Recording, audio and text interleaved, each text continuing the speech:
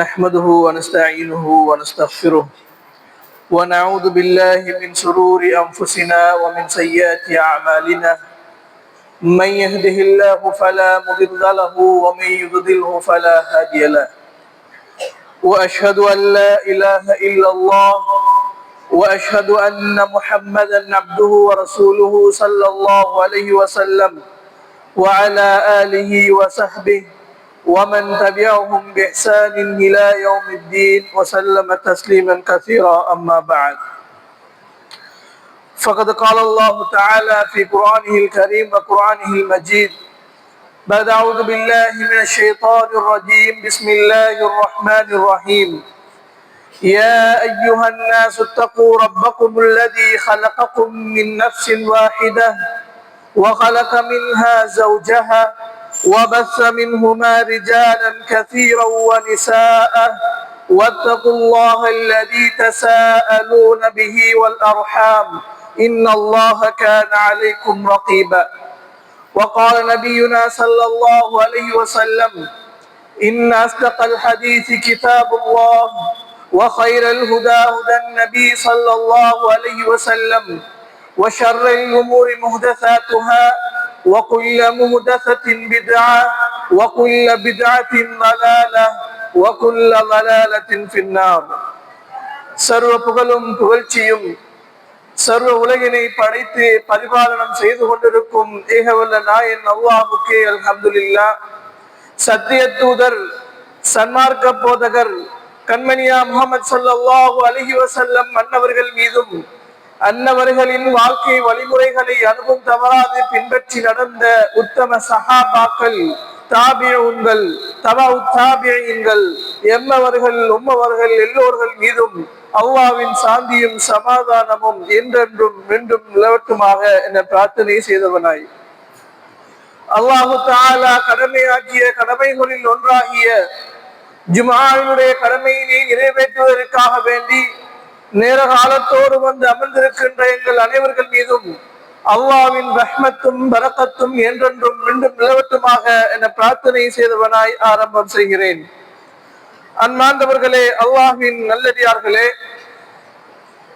நாம் வாழ்ந்து கொண்டிருக்கின்ற இந்த சூழல், நாம் வாழ்ந்து கொண்டிருக்கின்ற இந்த காலப்பகுதி எங்களை அதிகம் மறுமையை பற்றியும் மறுவாழ்வை பற்றியும் எங்களை யோசிக்க வைக்கின்ற ஒரு காலப்பகுதியாக இருக்கிறது.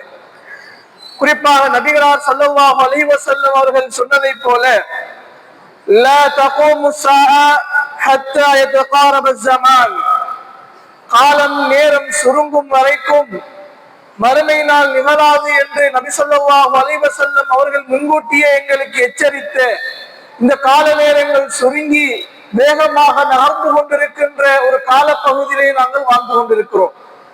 இன்று நேரம் எப்படி போகிறது என்றே தெரியாமல் ஒவ்வொரு நாட்களும் கழிந்து கொண்டே இருக்கிறது.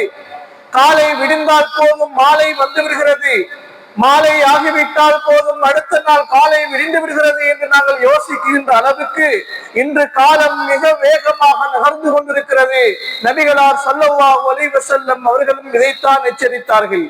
மறுமையுடைய நாள் நெருங்குகிறது என்று சொன்னால் நீங்கள் காலங்கள் அதிகமாக நெருங்கி நகர்வதை நீங்கள் எதிர்பாருங்கள் என்பதை நபிகளார் ஸல்லல்லாஹு அலைஹி வஸல்லம் அவர்கள் சொல்லியிருப்பதை நாங்கள் பார்க்கிறோம். அன்பார்ந்தவர்களே, அல்லாஹ்வின் நல்லடியார்களே, இந்த ஒரு சூழ்நிலையில் மறுமையை மிக வேகமாக எதிர்நோக்கி கொண்டிருக்கின்ற நாங்கள் அல்லாஹு தஆலாவை அதிகம் நெருங்குவதற்கான வாய்ப்புகளையும் அல்லாஹு தஆலாவை அதிகம் அவன் பக்கம் செல்வதற்கான வாய்ப்புகளையும் உருவாக்க வேண்டிய தேட வேண்டிய ஒரு நிர்பந்தத்திலே நாங்கள் இருந்து கொண்டிருக்கிறோம். உண்மையில் இந்த மனிதனுடைய வாழ்க்கை என்பது இப்படி ஒரு நிர்பந்தமான ஒரு சூழ்நிலையில் இருக்கின்ற ஒரு வாழ்வாகத்தான் இருக்கிறது. ஏனென்றால் நாங்கள் வாழுகின்ற பொழுது எவ்வளவு காலம் நாங்கள் வாழப் போகிறோம் என்று எங்களுக்கு தெரியாது. இன்னும் சொற்ப காலம் நாங்கள் உயிரோடு இருக்கலாம், அல்லது இன்னும் நீண்ட காலம் நாங்கள் உயிரோடு இருக்கலாம். ஆனால் எங்களால் யூகிக்க முடியாத ஒரு நிரந்தரம் அற்ற ஒரு வாழ்க்கையில் நாங்கள் வாழ்ந்து கொண்டிருக்கிறோம். இதனால் எங்களுக்குள் ஒரு நிர்பந்தம் என்னவென்று நாங்கள் பார்த்தால், இந்த வாழ்ந்துவிட்ட இந்த காலத்திற்குள் நாங்கள் செய்த பாவங்களுக்கான பாவ மன்னிப்பை தேடிக்கொள்ள வேண்டும். அதே போல வாழ இருக்கின்ற இந்த குறுகிய காலப்பகுதிக்குள் அதிகமான நன்மைகளை நாங்கள் சம்பாதித்துக் கொள்ள வேண்டும் என்கின்ற ஒரு நிர்பந்தமான ஒரு சூழ்நிலையிலே தான் எங்களுடைய ஒவ்வொரு நாள் வாழ்க்கையும் கலந்து கொண்டிருக்கிறது. அன்பார்ந்தவர்களே, அல்லாஹ்வின் நல்லடியார்களே, இதற்கான சரியான ஒரு சூழலாகத்தான், இதற்கான சரியான ஒரு காலப்பகுதியாகத்தான் அல்லாஹு தஆலா எங்களுக்கு நாங்கள் வாழ்ந்து கொண்டிருக்கின்ற, நாங்கள் கடந்து கொண்டிருக்கின்ற இந்த காலப்பகுதியை ஆக்கி வைத்திருக்கிறார். அண்மையில் எங்களுடைய நாடு எதிர்கொண்ட இந்த அனர்த்தம், அந்த அனர்த்தத்திலிருந்து நாங்கள் பெற்றுக்கொண்ட பாடங்கள், அல்லாஹு தஆலா எங்களுக்கு உணர வைத்த உண்மைகள், இவைகள் எல்லாமே இவ்வாறு நாங்கள் வாழ இருக்கின்ற வாழ்க்கையை எவ்வாறு அமைத்துக் கொள்ள வேண்டும் என்பதற்கான மிகச்சரியான பாடத்தை எங்களுக்கு சொல்லி தந்திருக்கிறது. அன்பார்ந்தவர்களே, அல்லாஹ்வின் நல்லடியார்களே, இந்த நிர்பந்தத்திலே இருந்து, அதாவது நாங்கள் செய்த பாவங்களுக்கான பாவ மன்னிப்பை நாங்கள் தேடிக்கொள்ள வேண்டும். அதே போல இருக்கின்ற வாழ்க்கைக்குள் அதிகமான நன்மைகளை சம்பாதிக்க வேண்டும் என்ற நிர்பந்தத்திலே இருந்து எங்களை வெளிக்கொண்டு வருவதற்கான ஒரு மிக அருள் பொருந்த ஒரு நன்மையாக அல்லது நன்மையான காரியமாக இருப்பதுதான் இந்த சதகா என்று சொல்கின்ற தர்மமாக இருக்கிறது. கடந்து வருகின்ற ஒவ்வொரு ஜுமாவிலும் இந்த விடயங்கள் பேசப்பட்டிருக்கும். இந்த அனர்த்தத்தினால் பாதிக்கப்பட்டவர்களுக்கு உதவி செய்ய வேண்டியதன் அவசியங்கள் பற்றியும், இந்த அனர்த்தத்தினால் பாதிக்கப்பட்டவர்களுக்கு கடன் கொடுக்க வேண்டிய அவசியங்களை பற்றியும் பேசப்பட்டிருக்கும். மீண்டும் அதைத்தான் பேசுவதா என்று நாங்கள் யோசிப்பவையாக இருந்தால் நிச்சயமாக அதை பற்றி பேசியே ஆக வேண்டும் என்கிற சூழ்நிலை தான் இப்போது காணப்படுகிறது. அன்பார்ந்தவர்களே, இந்த அனர்த்தம் ஏற்படுத்திவிட்டு சென்றிருக்கின்ற அதனுடைய விளைவுகள், அது ஏற்படுத்தி இருக்கின்ற காயங்கள், அங்கே வாழ்வோர்கள் அனுபவிக்கின்ற கஷ்டங்கள், இந்த விடயங்கள் மீண்டும் மீண்டும் அறிவுறுத்தப்பட்டு பேசப்பட வேண்டும் என்கின்ற அவசியத்தை எங்களுக்கு ஏற்படுத்தி இருப்பதை நாங்கள் உணர்ந்து கொள்ள வேண்டும். அன்பார்ந்தவர்களே, அல்லாஹ்வின் நல்லடியார்களே, அல்லாஹு தஆலா இந்த உலகத்திலே நாங்கள் வாழுகின்ற பொழுது இரண்டு விதமாக எங்களை சோதிக்கின்றான். ஒன்று, எங்களுக்கு நலவுகளை அல்லாஹு தஆலா தந்து சோதிப்பான். இன்னும் ஒரு புறம் எங்களுக்கு கஷ்டங்களை தந்து அல்லாஹு தஆலா சோதிப்பான். இதைத்தான் இந்த அனர்த்தம் எங்களுக்கு சொல்லி தந்திருக்கிறது. அங்கே வெள்ளத்தினால் கஷ்டப்பட்டவர்கள், மண் சரிவுக்குள்ளே அகப்பட்டவர்கள், தங்களுடைய வீடு சொத்துக்களை இழந்தவர்களை அல்லாஹ் தஆலா கஷ்டத்தை கொடுத்து சோதித்து வைத்திருக்கின்றான். ஆனால் எந்த விதமான ஒரு கஷ்டத்துக்குள்ளும் நாங்கள் சென்று விடாமல், எங்களை ஆளாக்கி விடாமல், எந்த விதமான அனர்த்தத்தினுடைய பாதிப்பையும் நாங்களை நெருங்கி விடாமல் எங்களை பாதுகாத்து அல்லாஹ் அந்த பாதுகாப்பின் மூலமாக எங்களை சோதித்திருக்கிறான் என்பதை நாங்கள் தெளிவாக புரிந்து கொள்ள வேண்டும். அன்பார்ந்தவர்களே, அல்லாஹ்வின் நல்லடியார்களே, இந்த புரிதல் எங்களுக்கு சரியாக இருக்கும் என்று சொன்னால் இந்த அனர்த்தத்திலே இருந்து, இந்த அல்லாஹ்வுடைய ஏற்பாட்டிலே இருந்து ஒரு பாடம் பெற்ற ஒரு சமூகமாக நாங்கள் மாறியிருப்போம். ஆனால் எங்களை பற்றி சற்று நேரம் சிந்தித்து பார்ப்போம். அன்பார்ந்தவர்களே, எங்களுக்கு வெறுமனே இது ஒரு செய்தியாகத்தான் நாளுக்கு நாள் கடந்து செல்கிறது. வெறுமனே ஒரு அறிக்கைகளாகத்தான் நாங்கள் இதை நாளுக்கு நாள் கடந்து கொண்டிருக்கிறோம். இதிலிருந்து என்ன படிப்பினை நாங்கள் பெற்றோம், இதிலிருந்து நாங்கள் மீளுவதற்கு என்ன எங்களால் முடியுமான உபகாரங்களை நாங்கள் செய்திருக்கிறோம் என்கின்ற சிந்தனை அற்றவர்களாக நாங்கள் வாழ்ந்து கொண்டிருக்கிறோம் என்று சொன்னால் நிச்சயமாக அல்லாஹ் தஆலா ஏற்படுத்தி இருக்கின்ற இந்த படிப்பினை எனக்குள் எந்தவித செல்வாக்கையும் செலுத்தவில்லை என்பதை நாங்கள் புரிந்து கொள்ள வேண்டும். அன்பார்ந்தவர்களே, அல்லாஹ்வின் நல்லடியார்களே, இந்த உலகில் நாங்கள் மனிதர்களாக வாழுகின்ற பொழுது ஏனைய மனிதர்களுக்கு என்று நாங்கள் செய்ய வேண்டிய கடமைகள் இருக்கிறது. அதிலே முக்கியமான ஒரு கடமைதான் அன்பார்ந்தவர்களே, ஒரு சகோதரன் கஷ்டத்திலே இருக்கின்ற பொழுது அவனுக்கு கரம் கொடுப்பது. அல்லாஹ் தஆலா அல் குர்ஆனிலே சொல்கிறான், அஹ்சினு, நீங்கள் நல்ல முறையில் நடந்து கொள்ளுங்கள், நீங்கள் ஏனையவர்களோடு நல்லுபகாரங்களை செய்து கொள்ளுங்கள், நீங்கள் ஏனையோடு நடக்கின்ற பொழுது அழகிய முறையிலே நடந்து கொள்ளுங்கள், அவர்கள் கஷ்டத்திலே இருந்தால் அந்த கஷ்டத்திலே நீங்கள் பங்கெடுங்கள், அவர்கள் மகிழ்ச்சியோடு இருந்தால் அந்த மகிழ்ச்சியிலே நீங்கள் பங்கெடுங்கள்.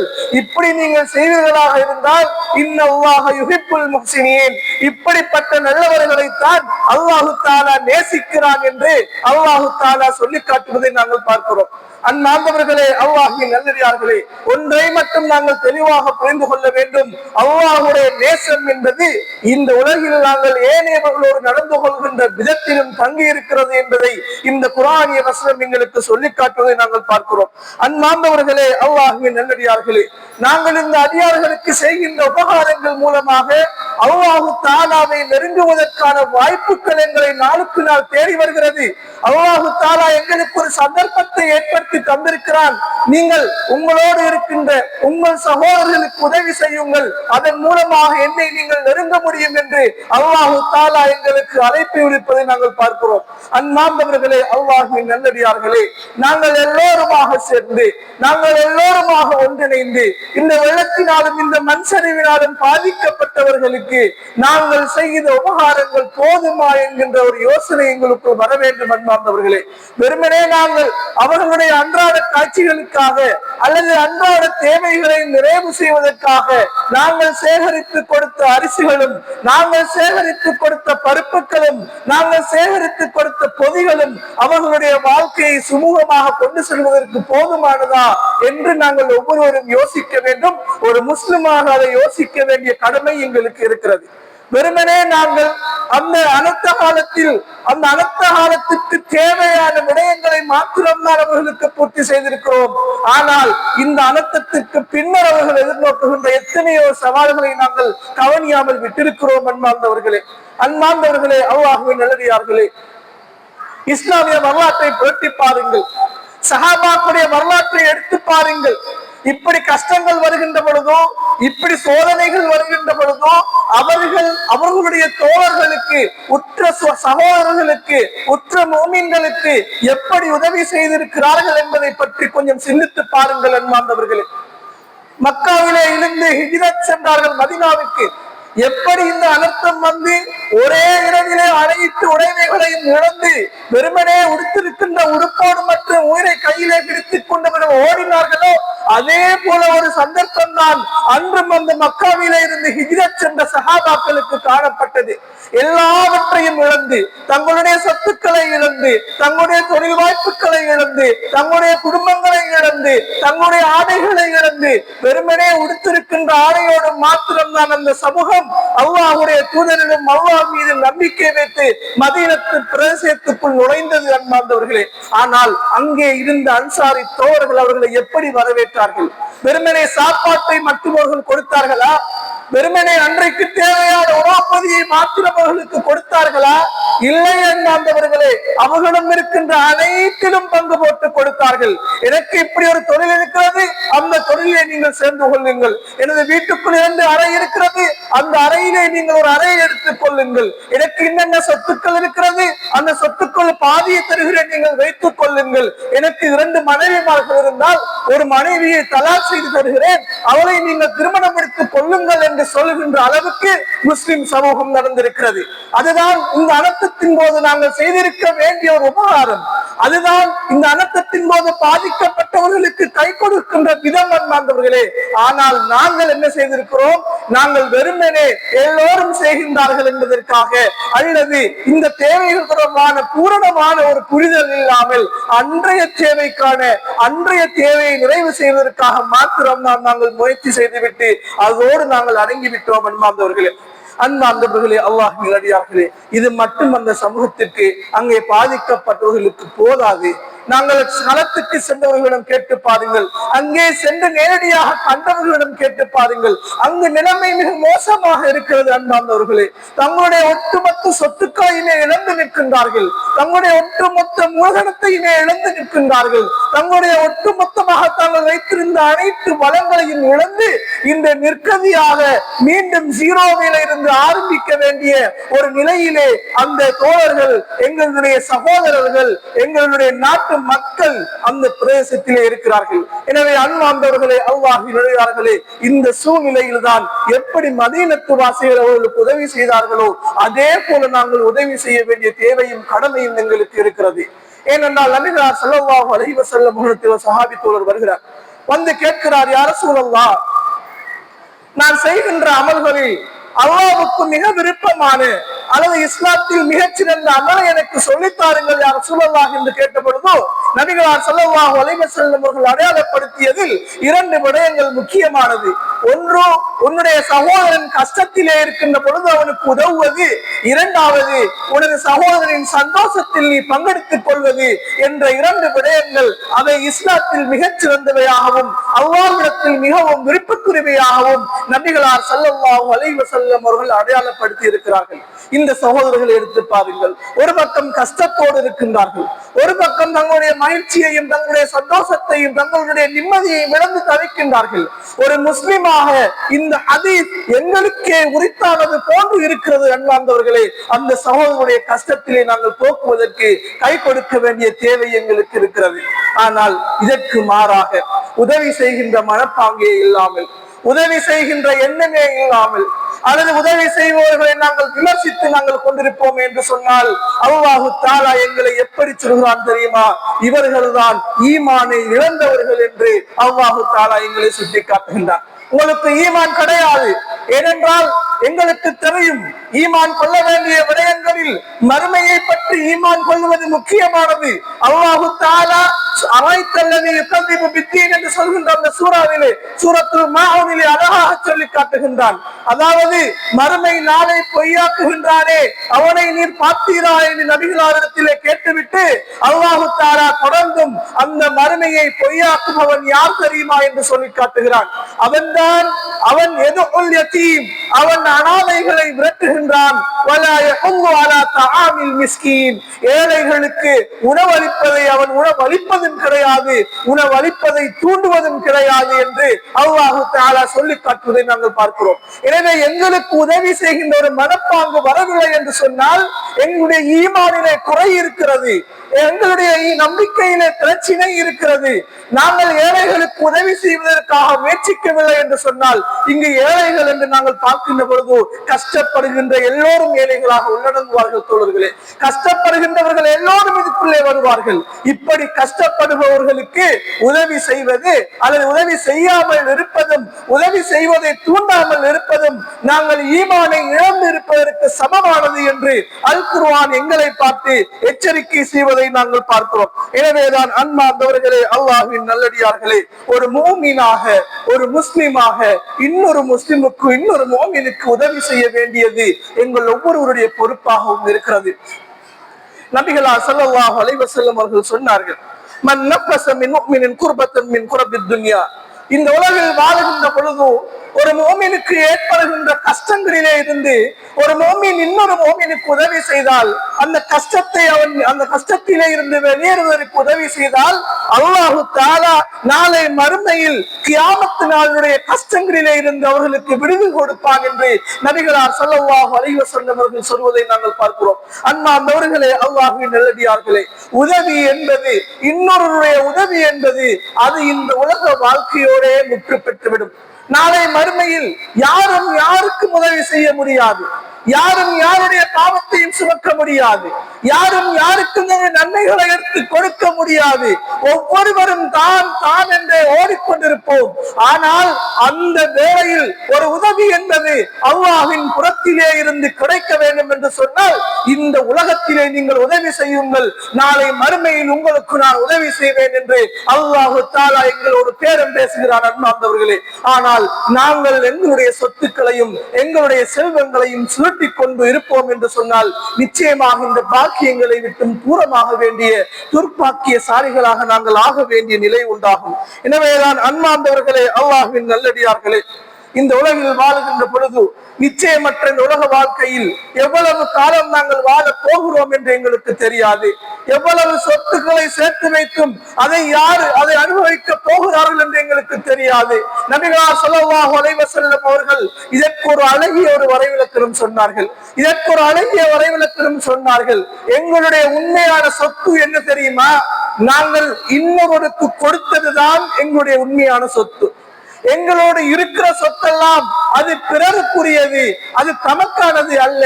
நாங்கள் எவ்வளவு எவ்வளவு எங்களுடைய செல்வத்திலே இருந்து கொடுத்திருக்கிறோமோ அவை அனைத்தும் தான் எங்களுடைய சொத்துக்களாக நாளை மறுமையிலே வருமே தவிர இந்த உலகத்திலே நாங்கள் சேமித்து வைத்து விட்டு செல்கின்ற சொத்துக்களால் எங்களுக்கு எந்த பிரயோசனமும் கிடையாது. அன்பார்ந்தவர்களே, வெறுமனே சொத்துக்களை சேர்த்து வைப்பதில், சொத்துக்களை எதிர்காலத்துக்காக நாங்கள் சேர்த்து வைப்பதில் எந்த பிரயோசனமுமே கிடையாது. ஏனென்று சொன்னால் இப்படியான அனர்த்தங்கள் அதை எங்களுக்கு உணர்த்தி செல்கின்றன. நேற்று ஒரு முகநூலிலே ஒரு சகோதரர் வீடியோவை பதிவிட்டிருந்தார். அவருக்கு தெரிந்த ஒரு தனவந்தர் இதை மக்களுக்கு சொல்லுங்கள் என்று கூறியதாக அந்த வீடியோ பதிவில் அவர் பேசி இருக்கிறார். என்ன சொல்லி இருக்கிறார்? இதுக்கு முந்தின காலங்களில் அனர்த்தங்கள் வந்த பொழுதெல்லாம் அந்த குறித்த நபர் அந்த ஹாஜியாரிடம் சென்றுதான் உதவிகளை கேட்டிருக்கிறார். ஆனால் இந்த அனர்த்தத்திற்கு பின்னால் அந்த அதே மனிதரை தொடர்பு கொண்டு கேட்ட பொழுது அவர் சொன்ன விடயம் என்ன தெரியுமா? என்னிடம் இருந்த சொத்துக்கள் எல்லாவற்றையும் நான் வைத்திருந்தேன். எனது பேங்க் அக்கௌண்டிலே என்னிடம் நிறைய காசு பணம் இருந்தது. என்னுடைய மூலதனத்திலே இருந்து அதிக வருமானம் எனக்கு வந்து கொண்டிருந்தது. நான் என்னுடைய மகனுக்கு 10 வருஷத்துக்கு தேவையான அனைத்து விடயங்களையும் நான் திட்டமிட்டு வைத்திருந்தேன். அவன் பாடசாலை பாடத்தை முடித்ததில் இருந்து, அவன் உயர்கல்வியை பெற்றதிலே இருந்து, அவன் ஒரு நேரத்தை நாட்டிலே சென்று குடியேற்றுவது வரைக்குமான எல்லா திட்டமும் என்னிடம் இருந்தது. ஆனால் ஒரே ஒரு இரவு அந்த வெள்ளம் எல்லாத்தையுமே அழித்து விட்டது என்று அந்த சகோதரர் சொல்லி இருக்கிறார். அவர் தொடர்ந்து சொல்லுகின்ற பொழுது, என்னிடம் இருக்கின்ற எல்லாமே அழிந்து விட்டது, என்னுடைய சொத்து அழிந்து விட்டது, என்னிடம் இருந்த சுகாதாரம், என்னிடம் வீடுகள், என்னுடைய வீடு வாகனங்கள் எல்லாமே அழிந்து விட்டது. எனது பேங்கிலே இவ்வளவு காசு இருக்கிறது, நான் எனது தொழிலுக்காக வாங்கிய கடனை நான் செலுத்த வேண்டும் என்று சொன்னால் அந்த பேங்கிலே இருந்த காசையும் கொடுத்தோ எனது 2 வீடுகளையும் நான் வித்தாலும் இன்னும் 2 கோடி நான் கடனாளியாக மாற வேண்டிய ஒரு சூழ்நிலையிலே நான் இருக்கிறேன் என்று அந்த சகோதரர் சொல்லி இருக்கிறார் என்று சொன்னால், அன்பார்ந்தவர்களே, அல்லாஹ்வின் நல்லடியார்களே, நாளைக்கான சேமிப்பு என்பது நிரந்தரமே கிடையாது. அன்பார்ந்தவர்களே, அது எங்களுக்கு என்று நாங்கள் நிச்சயிக்கவே முடியாது. ஏனென்றால் அல்லாஹ் இந்த உலக வாழ்க்கையை அப்படித்தான் கட்டமைத்து வைத்திருக்கின்றான். நாங்கள் சொத்துக்களையும் செல்வங்களையும் எந்த அளவுக்கு தேடி தேடி உழைக்கின்றோமோ அந்த அளவுக்கு அதிலே இருந்து தான தர்மங்களை செய்கின்ற பொழுதுதான் அதிலே அபிவிருத்திகளும், அதிலே வளர்ச்சியும், அதிலே மேம்பாடும் ஏற்படும் என்பதை இப்படியான கண்ணுக்கு முன்னால் நடக்கின்ற உதாரணங்களுக்கு சொல்லி தருகிறது. எனவேதான் அன்பார்ந்தவர்களே, அல்லாஹ்வின் நல்லடியார்களே, இந்த கஷ்டமான சூழ்நிலையில் நாங்கள் மீண்டும் மீண்டும் நிரந்தரமான தர்மங்களில் உதவி செய்வதற்கு முயற்சி செய்ய வேண்டும். அன்பார்ந்தவர்களே, நிரந்தரமாக கல்வியை இழந்தவர்கள் அங்கே இருக்கின்றார்கள், நிரந்தரமாக தங்களுடைய தொழிலை இழந்தவர்கள் இருக்கின்றார்கள், நிரந்தரமாக தங்களுடைய மூலதனங்களை இழந்து எதுவுமே செய்ய முடியாத ஒரு சூழலிலே எத்தனையோ சகோதரர்கள் இருக்கின்றார்கள். அந்த சகோதரர்களை அணுகி நிரந்தரமான தர்மங்கள் மூலமாக, நீண்ட கால அடிப்படையிலான தர்மங்கள் மூலமாக, நீண்ட கால கடன் உதவிகளை அவர்களுக்கு வட்டி இல்லாமல் வழங்குவதன் மூலமாக எங்களுடைய எத்தனையோ சகோதரருடைய கஷ்டங்களை எங்களால் போக்க முடியும்.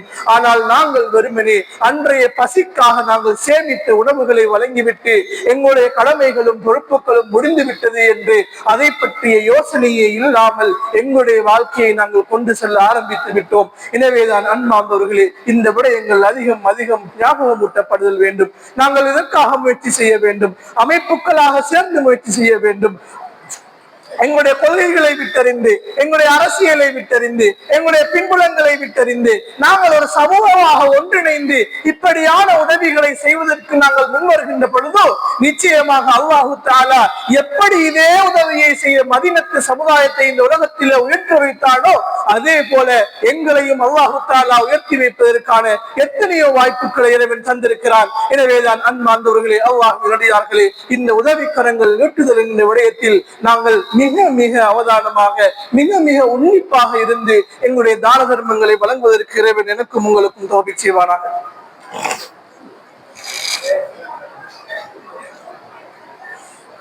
அல்ஹம்துலில்லாஹ் அல்ஹம்துலில்லாஹி அல்லதி வஹதா வஸ்ஸலாத்து வஸ்ஸலாமு அலா மன் லா நபிய பஅதா அம்மா பஅத். எமது நாட்டிலே அண்மையில் இடம்பெற்ற அனர்த்தமும் அது எங்களுக்கு சொல்லித்தந்த பாடமும் என்ற ரீதியிலே தர்மங்களை செய்கின்ற பொழுது நீண்டகால விளைவுகளை ஏற்படுத்துகின்ற, நீண்டகால வினைத்திறனான உதவிகளை செய்கின்றவற்றிலே நாங்கள் அதிகம் அதிகம் கவனம் செலுத்த வேண்டியது எங்களுக்கு கடமையாக இருக்கிறது. அன்பார்ந்தவர்களே, அல்லாஹுவின் நல்லடியார்களே, அல்லாஹு தஆலாவும் நபிகளார் ஸல்லல்லாஹு அலைஹி வஸல்லம் அவர்களும் இந்த தான தர்மங்கள் செய்கின்ற விடயத்திலே அதிகம் அதிகம் எங்களை ஆர்வமூட்டி இருப்பதை நாங்கள் பார்க்கிறோம். அதிலும் குறிப்பாக அல்லாஹு தஆலா அல் குர்ஆனிலே குறிப்பிடுகின்ற பொழுது நாங்கள் வெளிப்படையாக தர்மம் செய்வதையும் அல்லாஹு தஆலா வரவேற்கின்றார். வெறுமனே நாங்கள் மறைத்துக் கொண்டு தான் தர்மம் செய்ய வேண்டும் என்று கிடையாது. ஒரு இஸ்லாஸான ஒரு தூய்மையான எண்ணத்தோடு அல்லாஹ்வுக்காக மாத்திரம் என்கின்ற சிந்தனையோடு நாங்கள் வெளிப்படையாக செய்கின்ற உதவிகளையும் அல் குர்ஆனிலே அல்லாஹு தஆலா வரவேற்றிருக்கின்றான். அது ஏனையவர்களுக்கு பாடமாக அல்லது ஏனையவர்களுக்கு முன்னுதாரணமாக அமையும் என்று அல்லாஹு தஆலா அல் குர்ஆனிலே சொல்லி காட்டுவதை நாங்கள் பார்க்கிறோம். எனவேதான் அன்பார்ந்தவர்களே, அல்லாஹ்வின் அடியார்களே, அதே போலதான் நபிகளார் ஸல்லல்லாஹு அலைஹி வஸல்லம் அவர்களும் அடிக்கடி எங்களை எச்சரிக்கை செய்திருக்கின்றார்கள். இந்த தர்மம் என்பது ஒரே ஒரு சிறிய அமலிலே நிறைய நன்மைகளை சம்பாதிப்பதற்கான ஒரு வாய்ப்பாக இருக்கிறது. நாளை மறுமையில் மனிதனுடைய நிலைமையை நீங்கள் எடுத்து பாருங்கள். அவனால் எதுவுமே செய்ய முடியாத, அவனால் எதுவுமே செய்து கொள்ள முடியாத ஒரு சூழ்நிலையில் ஒரு மனிதன் அல்லாஹ்விடத்திலே எதை பற்றி கேட்பான்? யா அல்லாஹ், என்னை ஒரு காலம் இந்த உலகத்துக்கு அனுப்பியது, நான் இந்த உலகத்துக்கு சென்று என்னுடைய எல்லா சொத்து செல்வங்களையும் உனக்காக நான் தர்மம் செய்துவிட்டு மீண்டும் உன்னிடம் ஓடோடி வருகிறேன் என்று நாளை மறுமையிலே ஒரு மனிதன் அல்லாஹ்விடத்திலே இறங்குகின்றான் என்று சொன்னால் அதிலே அவ்வளவு நன்மை இருக்கிறது. அன்பார்ந்தவர்களே, ஒரு சிறிய ஒரு தொகையை நாங்கள் கொடுப்பது அது எங்களுக்கு மிகப்பெரிய ஒரு நன்மை எடுத்து தருகிறது. எதுவுமே முடியாது என்ற சூழ்நிலையிலே இப்படியான ஒரு இபாதத்தை ஒரு மனிதன் கேட்கின்றான் என்று சொன்னால் அதிலே ஒன்றை நாங்கள் தெளிவாக புரிந்து கொள்ள வேண்டும். இந்த உலகத்தில் வாழ்கின்ற பொழுது அது தொடர்பான புரிதல் அந்த மனிதனுக்கு இருந்திருக்கிறது. நான் தர்மம் கொடுத்தால் அதில் நன்மை கிடைக்கும் என்று தெரிந்திருக்கிறது. இதனால் தான் அல்லாஹ்விடத்திலே மறுமையில் அந்த மனிதன் மன்றாடுகின்றான், யா அல்லாஹ், என்னுடைய எல்லா சொத்துக்களையும் உனக்காக செலவழித்து விட்டு ஓடோடி வருகிறேன் என்று அந்த மனிதன் அல்லாஹ்விடத்திலே வந்து கெஞ்சுகிறான் என்று சொன்னால் ஒன்றை மட்டும் நாங்கள் தெளிவாக புரிந்து கொள்ள வேண்டும். இந்த உலகத்திலே நாங்கள் வாழ்கின்ற பொழுது எங்களுக்கு அது தொடர்பான சிந்தனை இருக்கிறது, அது தொடர்பான புரிதல் இருக்கிறது. ஆனால் இந்த உலகத்தின் மீது நாங்கள் கொண்ட ஹவா, எங்களுடைய எதிர்காலத்தின் மீது நாங்கள் கொண்ட ஹவா, அது தொடர்பாக நாங்கள் ஏற்கனவே முன்கூட்டியே திட்டமிட்டு வைத்திருக்கின்ற விடயங்கள், இவையெல்லாம் நாங்கள் அல்லாஹ்வுடைய பாதையில் செலவழிப்பதை விட்டும் எங்களை தடுக்கிறது. அன்பார்ந்தவர்களே, ஆனால் இறைவன் எங்களை அதிகம் அதிகம் எங்களை விரும்புகிறான். இறைவன் அதிகம் அதிகம் எங்களிடம் கூறுகின்றான், அதிகமாக தான தர்மங்கள் செய்யுங்கள், நான் உங்களை நேசிப்பேன், நான் உங்களுடைய பாவங்களை நான் மன்னிப்பேன், நாளை மறுமையை நீங்கள் ஈடேற்றம் பெறுவீர்கள் என்று அல்லாஹ் தஆலா எங்களிடத்திலே டீல் பேசுகின்றான். ஆனால் அதை பற்றி சிந்திப்பதற்கோ அதற்காக செலவழிப்பதற்கோ எங்களுக்கு மனம் வருவதில்லை என்று சொன்னால் எங்களுடைய ஈமானிலே குறை இருக்கிறது. அன்பார்ந்தவர்களே, அல்லாஹ் மீதான நம்பிக்கையிலே குறை இருக்கிறது. நீங்கள் செலவழித்தால் அதை நான் இரட்டிப்பாக்கி தருவேன் என்று இறைவன் சொல்கிறான். 700 மடங்குகளாக நான் ஆக்கி தருவேன் என்று இறைவன் சொல்லி இருக்கிறான். ஆனால் எங்களுக்குள்ளே இருக்கின்ற ஒரு சந்தேகம், அது எங்களுடைய சமூகத்துக்கு இருக்கின்ற மிகப்பெரிய முசீபத். நான் கொடுக்க கொடுக்க உங்களுக்கு கூடிக்கொண்டே இருக்கும் என்று அல்லாஹ் சொல்லி இருக்க அதிலே கஞ்சத்தனம் பிடித்தவர்களாக நாங்கள் இருக்கின்றோம். இன்று எத்தனையோ சகோதரர்கள் எத்தனையோ நோய்களோடு துன்பப்பட்டுக் கொண்டிருக்கின்றார்கள், எத்தனையோ கஷ்டங்களோடு துன்பப்பட்டுக் கொண்டிருக்கின்றார்கள். அந்த சகோதரத்திலே அதிகமாக செல்வங்கள் இருக்கும், அதிகமாக சொத்துக்கள் இருக்கும். ஆனால் அவற்றை தான தர்மம் செய்து அல்லாஹ்வை நெருங்குவதற்காக லட்சியப்படுகின்றார்கள். எகிப்திலே ஒரு சம்பவம் நடந்திருக்கிறது. அந்த சம்பவத்தை எனக்கும் உங்களுக்கும் படிப்பனையாக கூறி இந்த குத்துபாவை முடித்துக் கொள்ளலாம் என ஆசைப்படுகின்றேன். எகிப்திலே ஒரு சகோதரர், அவருக்கு கேன்சர் என்கின்ற நோய் இருந்திருக்கிறது. ஆனால் அந்த நோயை அவர் கண்டுபிடிக்கவில்லை. அவருடைய நோய் முற்றியதற்கு பிறகு அவருடைய நாட்டினுடைய தலைநகரத்திலே இருக்கின்ற ஒரு வைத்தியசாலையில் சென்று அவர் செக் பண்ணி பார்த்த பொழுதுதான் அவருக்கு தெரிகிறது இவருக்கு கேன்சர் என்கின்ற நோய் இருப்பதாக அந்த வைத்தியர்கள் குறிப்பிட்டிருக்கின்றார்கள். இவருக்கு அந்த கேன்சர் என்ற நோய் முற்றியதன் விளைவு நீங்கள் 45 அல்லது 50 நாட்கள் தான் நீங்கள் உயிரோடு இருப்பீர்கள் என்று அந்த வைத்தியர்கள் கணக்கிட்டு சொல்லி இருக்கின்றார்கள். அல்லது நீங்கள் இதற்கான ட்ரீட்மெண்ட் எடுக்க வேண்டும் என்று சொன்னால் யூரோப் கண்ட்ரிகளுக்கு சென்று நீங்கள் ட்ரீட்மெண்ட் எடுக்க முடியும். ஆனால் அப்படி எடுத்தாலும் நீங்கள் உயிர் வாழ்வதற்கு 10% தான் அதற்கான வாய்ப்பும் இருக்கிறது என்றும் சொல்லி இருக்கின்றார்கள். இது உண்மையாக நடந்த அரபு ஊடகங்களிலே அதிகம் அதிகம் பகிரப்பட்ட ஒரு விடயம். அன்பார்ந்தவர்களே, அந்த சகோதரர் அந்த வைத்தியத்திலே அனுமதி கேட்கின்றார். அவர் தூர பிரதேசத்திலே இருப்பவர், உதாரணமாக இங்கிருந்து கொழும்பிலே ட்ரீட்மெண்ட் எடுக்க சென்றதை போல அவர் சென்றிருக்கிறார். அவர் கேட்கின்றார், நான் எனது ஊருக்கு ஒரு வாரம் சென்று வருகின்றேன், அங்கு என்னுடைய குடும்பத்தார்களை பார்த்து பேசி நான் அவர்களுக்கு மன்னிப்பு கேட்க வேண்டிய இடத்திலே மன்னிப்பு எல்லாம் கேட்டுவிட்டு நான் வருகின்றேன், நான் எவ்வளவு காலம் உயிரோடு இருப்பேன் என்று தெரியாதுதானே என்று அனுமதி எடுத்துக்கொண்டு அந்த மனிதர் அவருடைய தலைநகரத்திலே இருந்து அவருடைய ஊரை நோக்கி சென்று கொண்டிருக்கிறார். அவர் ஊரை நோக்கி சென்று கொண்டிருக்கின்ற பொழுது அவருடைய வாகனத்திலே செல்கின்ற பொழுது ஒரு காட்சி அவர் எதிர்ச்சியாக காண்கின்றார். ஒரு இறைச்சி கடையில் ஒரு வயதான ஒரு பெண்மணி இறைச்சி எல்லாம் விற்பனை செய்து முடிந்ததன் பிற்பாடு அங்கு மிச்சமாக கிடக்கின்ற எலும்புகளை புரட்டிக் கொண்டிருக்கிறார். இவருக்கு என்ன தோன்றியதோ தெரியாது, அந்த வாகனத்திலே இருந்து இறங்கி அந்த பெண்மணிடம், அந்த இறைச்சிக்கடை காரிடம் சென்று கேட்கிறார், இந்த பெண்மணி, இந்த மூதாட்டி ஏன் இந்த கழிவுகளை புரட்டிக் கொண்டிருக்கின்றார், எதற்காக புரட்டுகிறார் என்று கேட்ட பொழுது அந்த கடைக்காரர் சொல்கிறார், இந்த மூதாட்டியும் அவருடைய பிள்ளைகளுக்கும் இதுதான் அவர்களுடைய உணவு என்று அவர் சொல்லிவிடுகிறார். இவருக்கு ஒரு கவலை ஏற்படுகின்றது. இவருக்கு ஒரு யோசனை ஏற்படுகின்றது.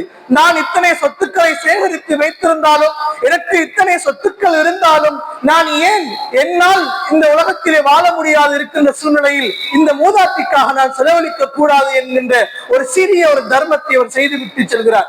அந்த கடைக்காரரிடம் சொல்கிறார், அந்த மூதாட்டி உயிரோடு இருக்கும் வரைக்கும் அவருக்கு என்னுடைய சொத்திலே இருந்து, என்னுடைய காசிலே இருந்து அந்த மூதாட்டிக்கு இறைச்சியை நீங்கள் கொடுங்கள். மீண்டும் சொல்லுகிறார், அல்ல அல்ல, நீ மரணிக்கும் வரைக்கும் நீ எனது சொத்திலே இருந்து காசை எடுத்து அந்த மூதாட்டிக்கு நீங்கள் செலவழியுங்கள், நான் மரணித்தால் எனது குடும்பத்திடமிருந்து பெற்றுக் கொள்ளுங்கள் என்று சொல்லிவிட்டு ஒரு முடியுமான தொகையை கொடுத்துவிட்டு அந்த சகோதரர் தன்னுடைய ஊருக்கு செல்கிறார். ஊருக்கு சென்று மீண்டும் அந்த வெளிநாட்டு பயணத்தை அல்லது வெளிநாட்டிலே ட்ரீட்மெண்ட் எடுப்பதற்காக கொழும்புக்கு வந்து அவங்களுடைய தலைநகரத்துக்கு மீண்டும் வருகிறார். வந்து இறுதியாக அவரை அனுப்புவதற்கு முன்னால் அவருடைய உடம்பிலே ஒரு செக்கப் ஒன்று எடுக்கின்றார்கள். அங்கேதான் மிக பெரும் ஆச்சரியம் ஒன்று காத்திருந்தது. அன்பார்ந்தவர்களே, அவருக்கு இருந்த ஒட்டுமொத்த நோயும் குணமடைந்திருந்தது. அவருக்கு இருந்த அந்த கேன்சருடைய எக்ஸ்ட்ரீம் நிலையில இருந்து முற்று முழுதாக அந்த நோய் நீங்கி இருந்தது. அந்த வைத்தியர்கள் ஆச்சரியப்பட்டு கேட்கின்றார்கள், நீங்கள் வேறு எங்காவது சென்றீர்களா, வேறு யாராவது ட்ரீட்மெண்ட் எடுத்தீர்களா, நீங்கள் முழுமையாக குணமடைந்து விட்டீர்கள் சகோதரர்களே என்று ஆச்சரியப்பட்டு ஒரு மெடிக்கல் மிராக்கிளான ஒரு சம்பவத்தை பற்றி அதிகம் பேசி இருக்கிறார்கள். அன்பார்ந்தவர்களே, அல்லாஹ் நடிகார்களே, அந்த மனிதர் சொன்ன ஒரே ஒரு விடயம், நான் போயும் வரும்போதும் நான் செய்த ஒரே ஒரு காரியம் அந்த மூதாட்டிக்காக தான தர்மம் வழங்கியதுதான் என்று அந்த சகோதரர் சிலாகித்து பேசி இருக்கிறார். அன்பார்ந்தவர்களே, அல்லாஹ்வின் அடியார்களே, இவ்வளவு பவர் மிக்க ஒன்றாகத்தான் இந்த தர்மம் என்பது காணப்படுகிறது. இதை எங்களுக்குள் நாங்கள் புரியாததன் விளைவுதான் நாங்கள் ஏனையவர்களுக்கு உதவி செய்வதிலே ஒரு கஞ்சத்தனமாக நாங்கள் நடந்து கொண்டிருக்கிறோம். எனவேதான் அன்பார்ந்தவர்களே, அல்லாஹ்வின் அடியார்களே, வெள்ளம் அணை கடந்து விட்டால் எங்களால் அதை தடுத்து நிறுத்த முடியாது. எங்களுடைய உயிர் பிரிந்து விட்டால் மீண்டும் எங்களுடைய சொத்து செல்வங்களை செலவழிக்க முடியாது. நாளை மறுமையில் மனிதன் அதை கூறித்தான் அல்லாஹ்விடத்திலே புலம்புவான். அவனுக்கு இடது கையிலே அவனுடைய ஏடு கொடுக்கப்பட்டு நீ நரகத்துக்கு உரியவன் என்று சொல்லப்படுகின்ற பொழுது மனிதன் கூச்சலிட்டு கத்துவான், என்னுடைய சொத்து செல்வம் எதுவுமே எனக்கு பிரயோசனம் அளிக்கவில்லை என்று அலறுவான். அன்பார்ந்தவர்களே, எனவேதான் அன்பார்ந்தவர்களே, அல்லாஹ்வின் அடியார்களே, கூட்டான உதவிகளை செய்வதில் நாங்கள் முயற்சி செய்ய வேண்டும். இங்கே இருக்கின்ற சகோதரர்கள், அங்கே பொருளாதாரத்தை இழந்திருக்கின்ற சகோதரர்களுக்கு உதவி செய்ய வேண்டும். நாங்கள் ஒருவர் அங்கே முழுமையாக தன்னுடைய ஒரு உதாரணமாக ஒரு போன் ஷாப் வைத்திருக்கிறார். அவருடைய போன் ஷாப் முழுமையாக தண்ணீரை அடிபட்டு போய்விட்டது என்று சொன்னால், இங்கே இருக்கின்ற நாங்கள் போன் ஷாப் வைத்திருக்கின்ற அவ்வளவு பேரும் சேர்ந்து ஏன் அவருக்கு ஒரு போன் ஷாப் வைத்து கொடுக்க முடியாது? இங்கே இருக்கின்ற சில்லறை கடைக்காரர்கள் நாங்கள் எல்லாரும் சேர்ந்து ஏன் இன்னொரு பாதிக்கப்பட்ட ஒரு சகோதரனுக்கு சில்லறை கடை வைத்து கொடுக்க முடியாது? இங்கே இருக்கின்ற தனவந்தர்கள் எல்லாரும் சேர்ந்து அங்கே மூலதனத்தை இழந்த சகோதரர்களுக்கு ஏன் நீண்ட கால அடிப்படையில் கடனை வழங்க முடியாது? ஒரு குறுகிய வட்டத்துக்குள் மாத்திரமே நாங்கள் யோசித்துக் கொண்டிருக்கிறோம். ஆனால் அன்றைய மதீனத்து சமூகம் இதை பற்றி எல்லாம் யோசிக்கவில்லை. அன்பார்ந்தவர்களே, எல்லாவற்றிலும் சரிசமமாக பாதியாக கொடுத்தார்கள். நாங்கள் பாதியாக கொடுக்க சொல்லவில்லை. அன்பார்ந்தவர்களே, எங்களிடம் இருப்பவற்றை கொடுத்து அந்த சகோதரர்களுக்கு கை கொடுத்து தூக்கி விடுவோம். இது ஒவ்வொரு முஸ்லிமினுடைய கடமையாக இருக்கிறது. எனவே எனவேதான் அன்பார்ந்தவர்களே, அல்லாஹ்வின் அடியார்களே, சோதனைகள் என்பது இருபுறமாகவும் அல்லாஹ் தஆலா ஏற்படுத்தி வைத்திருக்கின்றான். எங்களுக்கு தந்த நலவுகள் மூலமாக அல்லாஹ் எங்களை சோதித்திருக்கின்றான். அவர்களுக்கு கஷ்டங்களை கொடுத்து அவர்களை சோதித்திருக்கின்றான். இந்த கஷ்டத்தின் போது பொறுமையாக இருந்தால் அவர்கள் வெற்றிசாலிகள். இந்த கஷ்ட நிலைமையின் போது நாங்கள் பொறுமையாக அவர்களுக்கு உதவி செய்தால் நாங்கள் வெற்றிசாலிகள் என்று சொல்கின்ற அளவுக்கு இந்த நிலைமை மாறி இருக்கிறது. எனவேதான் இப்படியான கூட்டு பொருளாதார முயற்சியிலே நாங்கள் சிந்திக்க வேண்டும். எல்லா ஊர்களிலும் இந்த சிந்தனைகள் வருகின்ற பொழுது அங்கே இருக்கிற ஒரு சகோதரனை தூக்கிவிட முடியும் எங்களால். எனவேதான் அப்படியான நிலையான தர்மங்களை நாங்கள் அதிகம் கவனம் செலுத்தி இப்படியான இக்கட்டான சூழ்நிலையிலே அல்லாஹ்வை நெருங்குவதற்கான வாய்ப்புகள் அதிகமாக இருக்கிறது. அதிகமான நன்மைகளை சம்பாதிப்பதற்கான வாய்ப்புகள் இருக்கின்றது. இந்த வாய்ப்புகளை சரியாக பயன்படுத்தி சரியான நன்மைகளை சம்பாதித்துக் கொண்டு நாளை மறுமையில் அல்லாஹ்வை நெருங்குவதற்கு எனக்கும் உங்களுக்கும் இறைவன் தௌஃபீக் செய்வானாக. இந்த முயற்சிகளிலே அதிகம் ஈடுபடுவதற்கு ஆயுளிலே நீடித்த ஆயுளையும் விருப்பத்தையும் அல்லாஹ் தஆலா எங்களுக்கு தருவானாக. எங்களுக்கு இருக்கின்ற விருப்பத்தை, எங்களுக்கு இருக்கின்ற ஆசையை நிறைவேற்றுவதற்காக எங்களுடைய சொத்து செல்வங்களிலே இறைவன் பரக்கத்தை தந்துருவானாக என பிரார்த்தனை செய்தவனாய் எந்தெந்த விடயங்களை எல்லாம் கேட்டோமோ அறிந்தோமோ அந்தந்த விடயங்களை எல்லாம் எங்களுடைய வாழ்க்கையில் நானும் நீங்களும் சரியாக பின்பற்றுவதற்கு எனக்கும் உங்களுக்கும் இறைவன் தௌஃபீக் செய்வானாக என பிரார்த்தனை செய்தவனாய் எனது குத்பாவை நிறைவு செய்கிறேன். வாஹிர் தவானா அல்ஹம்துலில்லாஹி ரப்பில் ஆலமீன். அஸ்ஸலாமு அலைக்கும் வரஹ்மத்துல்லாஹி வபரகாத்துஹு.